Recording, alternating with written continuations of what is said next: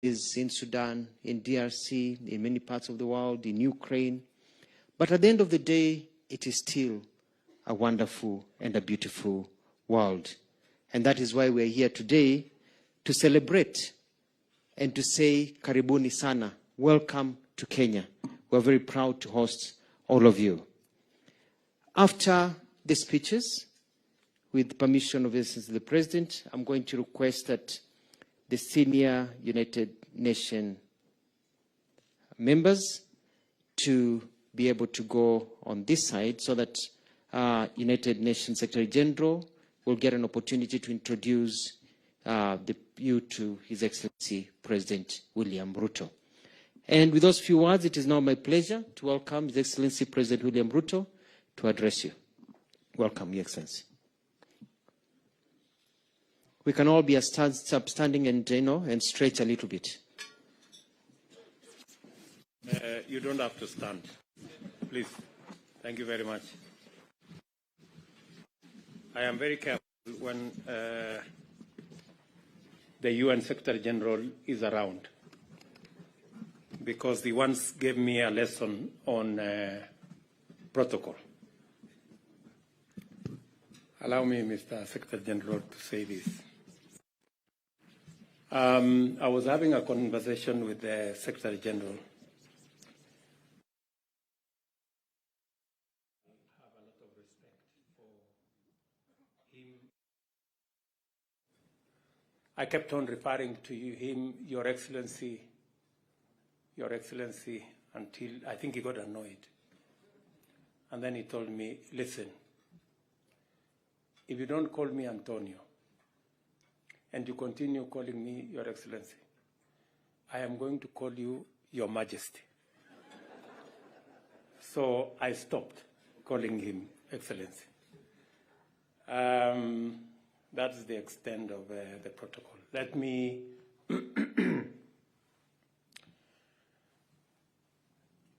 Mr. Secretary General of the United Nations, Antonio Guterres, the United Nations Deputy Secretary General, my dear sister, Amina Mohammed, Chief Executives of United Nations agencies, funds, programs, and related organizations, Excellencies, ladies and gentlemen, good evening and welcome to Nairobi. I will volunteer 2 pieces of information for those of you who are in Nairobi for the first time. Number one is that your coming to Kenya, aside from being your home, because we have a UN agency here, and I dare say the largest UN agency anywhere in the globe. Kenya also hosts somewhere 300 kilometers from Nairobi. That's where scientists, and I am one of them, discovered the earliest remains of man. It means that all of us, wherever you come from, whether you come from Europe or America, or like Antonio here, one day sometime we all began from here. So it is correct for me to tell you, welcome home.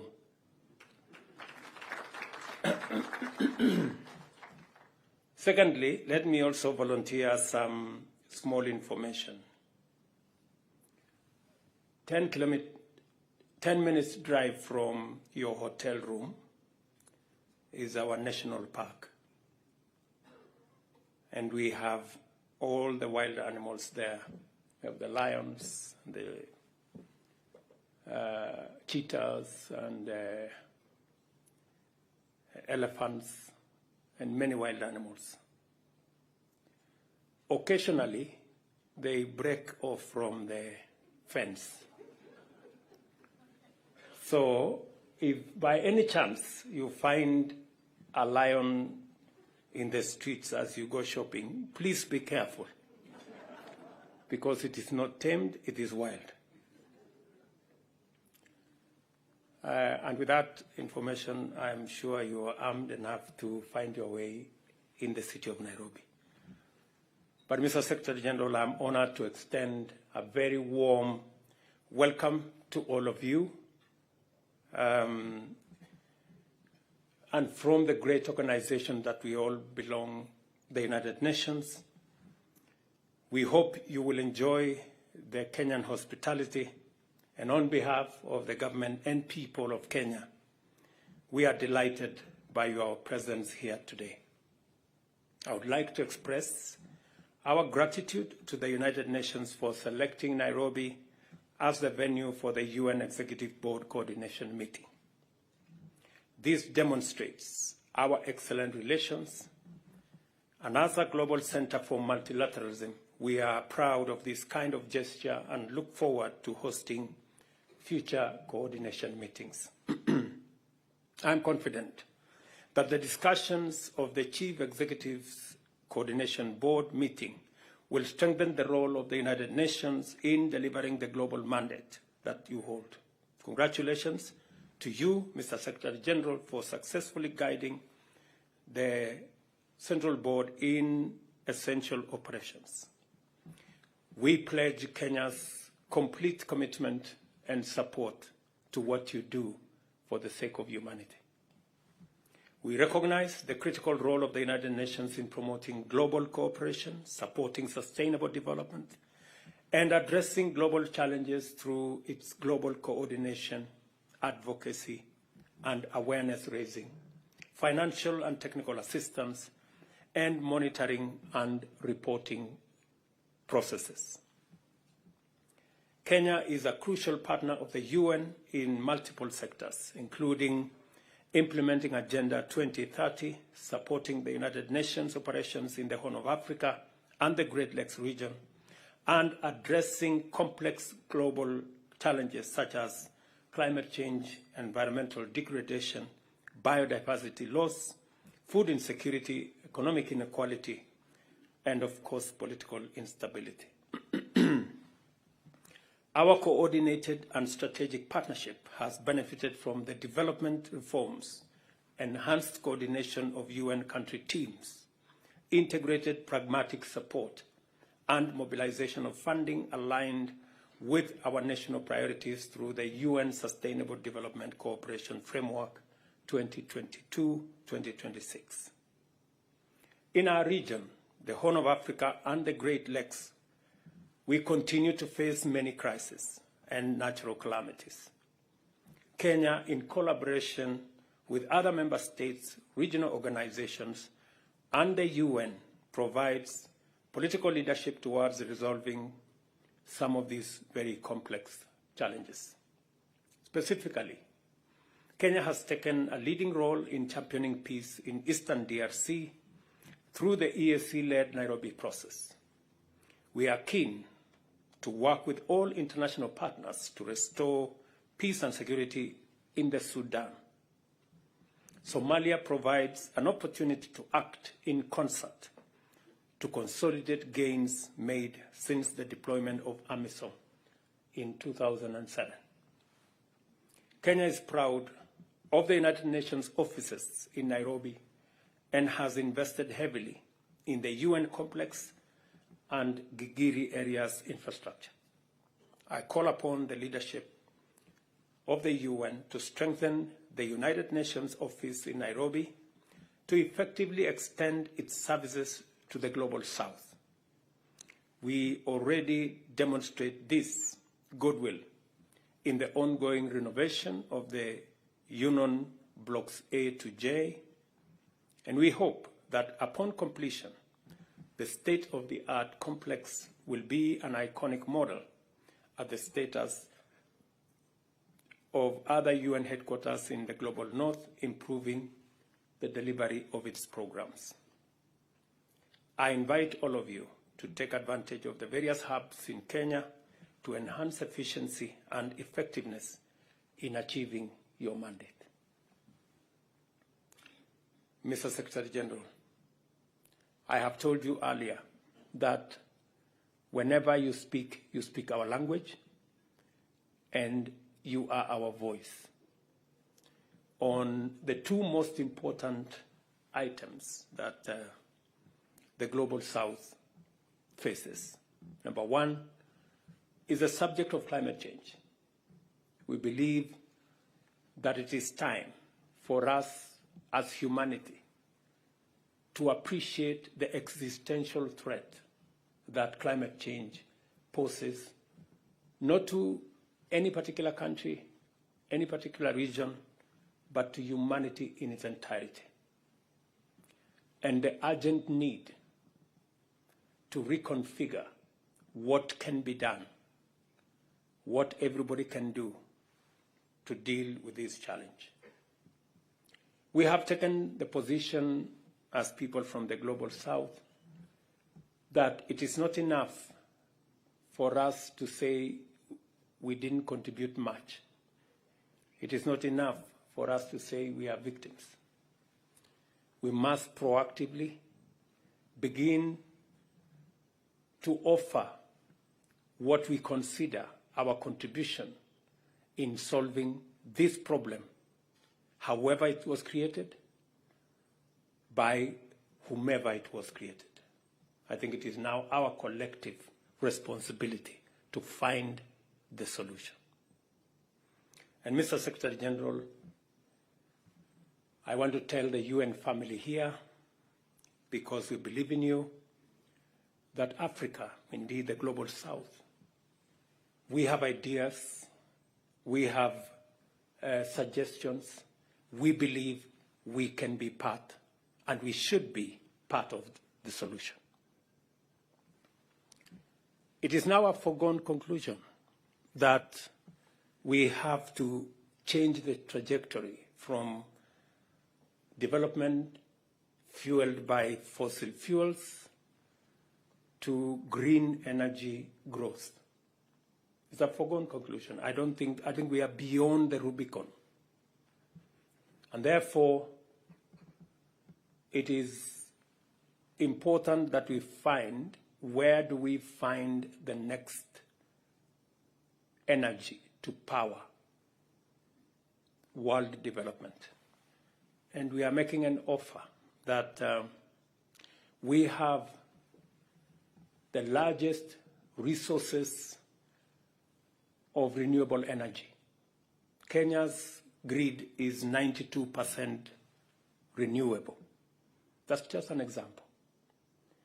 We have huge resources in hydro, solar, wind, geothermal, and we are prepared and ready to make these resources available to solve this existential threat of climate change.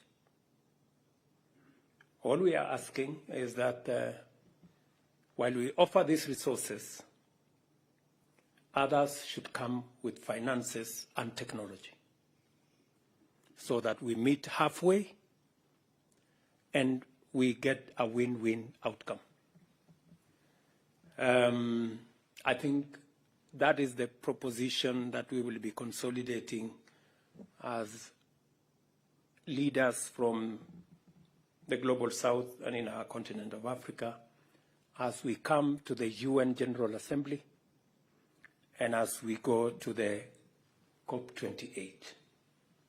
One final thing, Mr. Secretary General, and I know speaking to you on this matter is preaching to the choir, is the issue of reform of the international financial architecture. I think it is important for us to have an international financial architecture that is fair. We are not asking for one that favors us. We are asking for one that is fair, that treats everybody equally. And we need to have a conversation how this can be brought to being. We have suggestions, we have ideas, and we will be meeting halfway so that we can have this conversation and be able to unlock the potential that exists if we were to have access to finances. Finally, let me say on the subject of climate change one more time. And I speak a lot about climate change because in my PhD program, as a scientist, I was heavily invested in matters environment. That we need, it is not enough for us to continue to have a conversation, sorry, to have a conversation about adaptation. It's a good conversation. Loss and damage is a good conversation. But I think the most important conversation we need to have is about climate investment, climate financing. That's the real conversation we need to have. And hopefully we should create a framework for us to have that conversation. We certainly need to have a carbon market. We need first to understand the carbon trading. We need to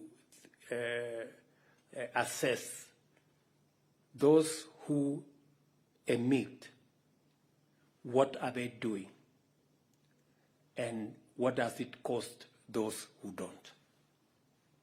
Mr. Secretary General, I know the United Nations is a global power. I do not want to push my limits beyond there. Let me stop. I request, ladies and gentlemen, that we all rise and join in a toast to the warm and cordial collaboration between Kenya, the United Nations and its agencies, and to the continued good health and well-being of my good brother, His Excellency Antonio Guterres, the continued prosperity of the United Nations family, and the continued partnership with the Republic of Kenya.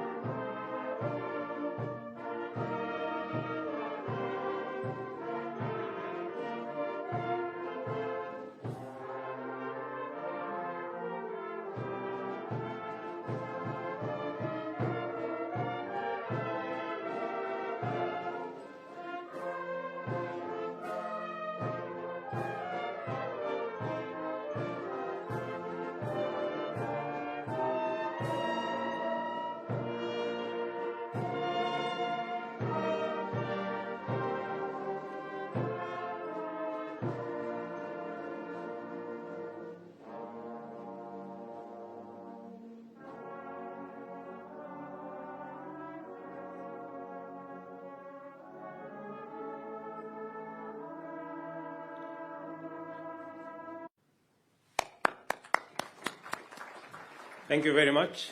Let me ask His Excellency Antonio Guterres. In this wonderful demonstration of the fantastic hospitality of Kenya. Our meeting has a meaning. We came to Kenya for reasons of gratitude, of admiration, and of solidarity. First of all, gratitude. The hospitality of Kenya does not translate itself only in a wonderful dinner. We feel that hospitality day after day in our campus in Nairobi. We received from the Kenyan government the largest campus in the world, in the most beautiful area in the world.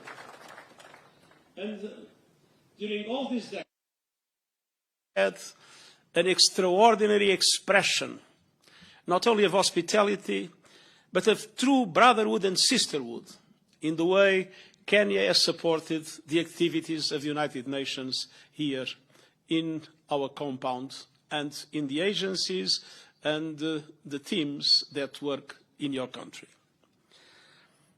We have many host countries, and I'm grateful to all of them. But I have no doubt in saying that you are the best host country for UN activities in the world.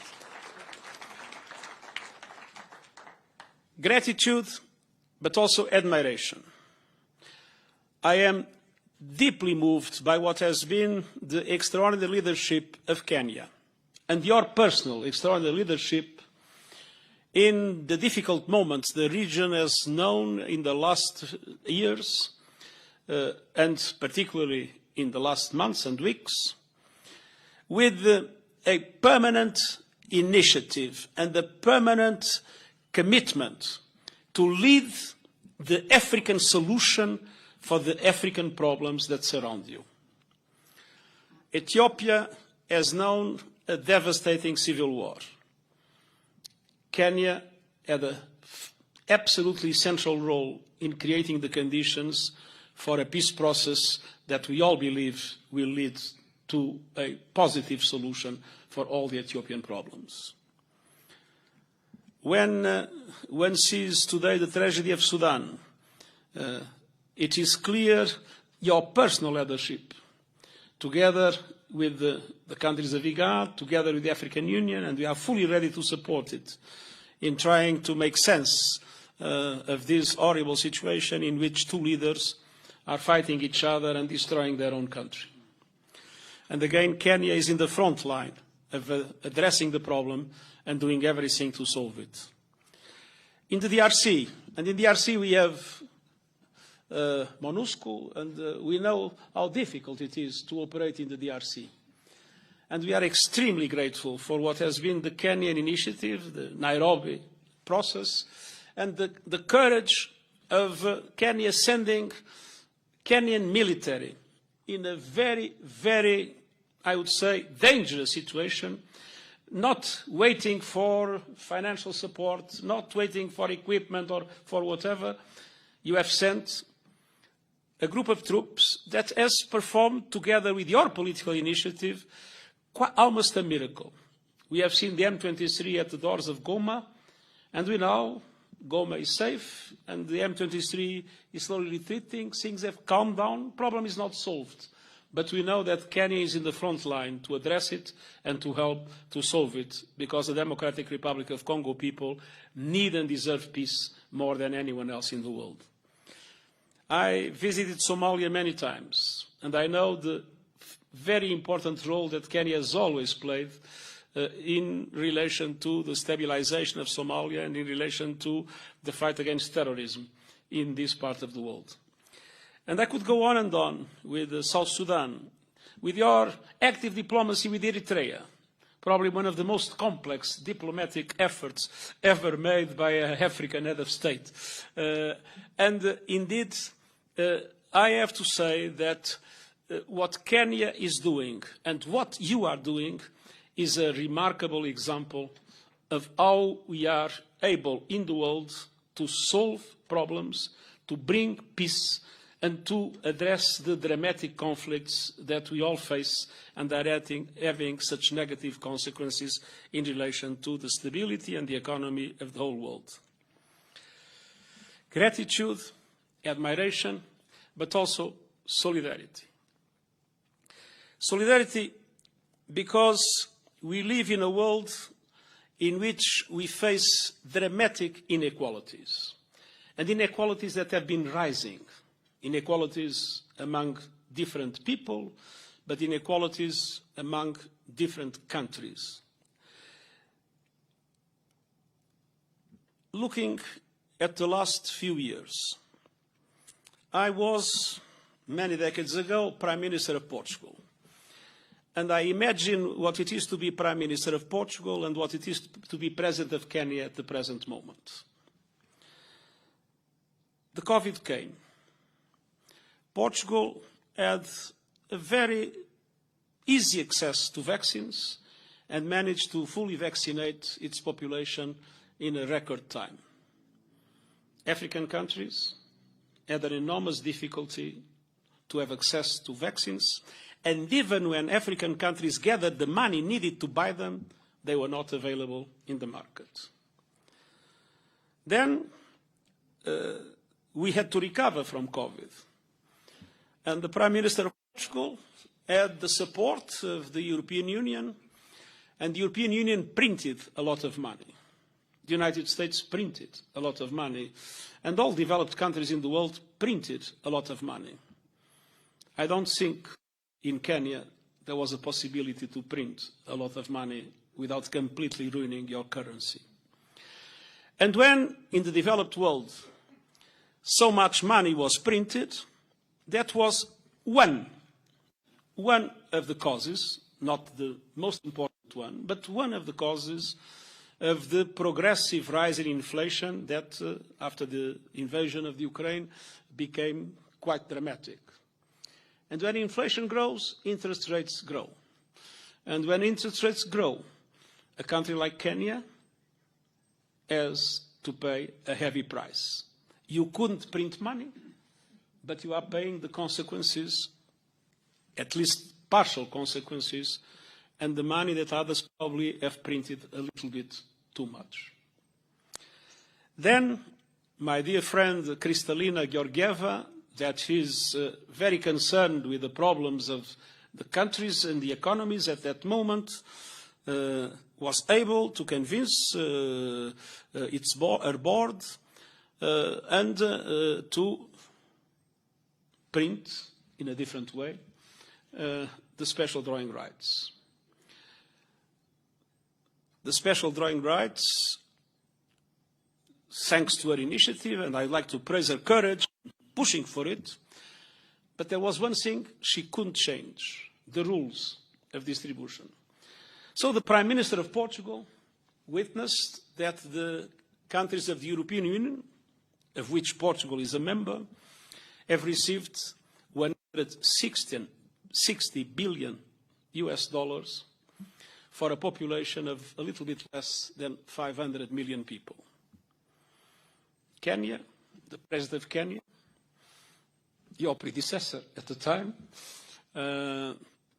was part of an African continent with more than 3 times, close to 3 times, the population of the European Union, and that received a total of $34 billion. And the least developed countries, that represent about 800 million people, almost double the population of the European Union, $17 billion. And we all know that reallocation has been a very complicated thing to put in place. And then, obviously, even if Portugal has a debt that is higher as a percentage of GDP than the debt of Kenya, it is still possible for Portugal to go to the markets and get credit in its own currency. With interest rates, I don't know the last figures, but probably around 4%, and for some time below 0, and for several years in the recent crisis until the last inflation surge, around 1%. I think Kenya has a different story. You have a lower debt as a percent of GDP than Portugal, but the President of Kenya, when he tries to look into how the markets will respond to their need of financing, has much more difficult to find credit, and will find it at interest rates much higher. I don't know exactly if it is 12, 13 or 15%, but it is much higher. So this is the situation we have in the world. And I compare my own country with your own country. It is clear that my own country benefits from an international financial system and an international financial architecture that is biased, that is dysfunctional, and that is deeply unfair. And so your quest for reform is a perfectly understandable one, and something that we must do everything to achieve. By coincidence, by coincidence, we'll be discussing tomorrow afternoon a draft for what I hope will be presented in the next few weeks in the UN to all member states with a policy brief on the reform of the international financial system in the context of preparation of the so-called Summit of the Future, or of our common agenda, as we name the set of initiatives in which we are involved, covering many other aspects, the digital compact, the problems of the agenda for peace, but as an essential focus on the questions related to how to address the dramatic structural inequalities that are embedded in the way our financial system is organized. And here Africa was a double victim of colonialism. First of all, because of colonialism itself. And I'm particularly at ease because I come from a colonialist country. But second, because when the institutions that are today the pillars of multilateralism, the UN, the Bretton Woods institutions were created, the African countries were not yet independent. They were not there. Their voice could not be heard. And so they were not represented, and today they remain dramatically underrepresented. Underrepresented in the UN, where there is still not one single African permanent member of the Security Council, which is something that is profoundly unfair and needs to be corrected, but also clearly underrepresented in the Bretton Woods institutions and other international institutions that were created to manage the global economy. And this, again, is something that a serious effort of reform must be able to correct. And I wanted to tell you that the United Nations is there to represent all nations of the world. But I believe that my role as Secretary General is to assume what is the need to address the dramatic inequalities that exist and to give the Global South the opportunities that the Global South requires in order to be able to catch up as quickly as possible, as it is absolutely essential for a matter of justice in our world. And climate change is the best example of that. As you said, Africa had a very small contribution to climate change, but many African countries are in the front line of the impacts. Floods, droughts, many other aspects. And this is a factor not only of poverty, in some situations of hunger, but a factor of instability. One of the reasons why the Sahel has witnessed such a progression of terrorist forces is exactly because of the impacts of climate change. It's not the only reason, but it is an accelerator of all the other reasons that are creating so many factors of instability within the African continent and other parts of the world.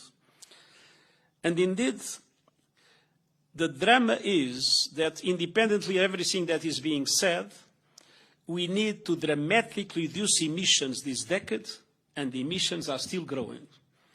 And 80% of the emissions are of G20 countries, developed countries and large emerging economies. It's not Kenya, once again. In this case, Portugal also has a very small contribution. But the truth is, those countries have the responsibility, and it's good to see that Kenya is also ready to assume that responsibility, to dramatically reduce emissions this decade if we want to rescue the planet and if we want to make it still possible to get to an increase of 1.5 degrees by the end of the century. Unfortunately, we are not there. Developed countries are not doing enough. Emerging economies are not doing enough. And we have proposed the Climate Solidarity Pact, in which both would assume more ambitious targets, and at the same time, developed countries would be able to provide the forms of financial and technological support for emerging economies to be able to accelerate their own transition into renewables and other forms of the green economy. And on the other hand, the climate change is there, and you witnessed that with the drought that you faced. And so, as you mentioned, adaptation, loss and damage, all these are crucial aspects in relation to which we have not yet found adequate answers. adaptation is still not getting 50% of climate finance.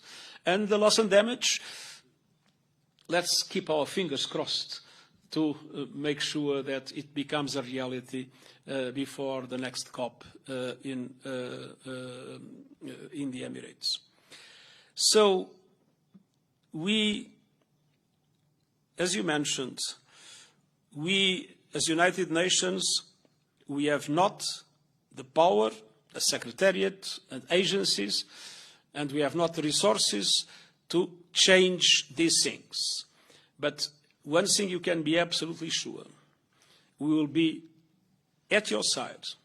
We will be together with the Global South, fighting for a world that is more based on justice, on fairness, a world where all women and men can have access to the same opportunities. It will not be immediate, but one thing needs to be done immediately.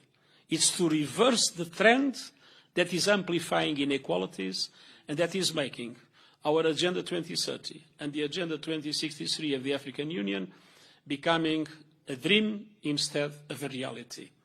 We still are on time to start reversing this trend, but that needs a lot of courage, and that needs those that today have the power to understand that it is better to share their power and the resources than to face a world that will be condemned to climate havoc and to more instability, more conflict, more wars, which means that nobody will benefit from it.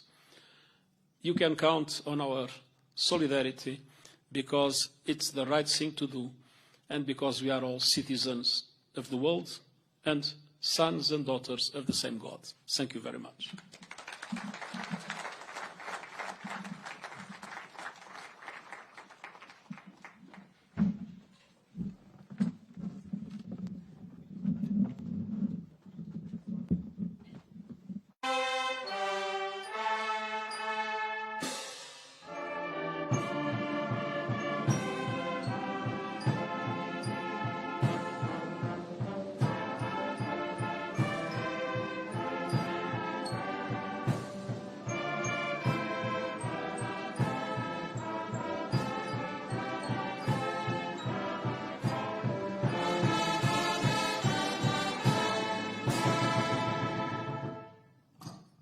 Ladies and gentlemen, Your Excellencies, we've come to the end of the official program.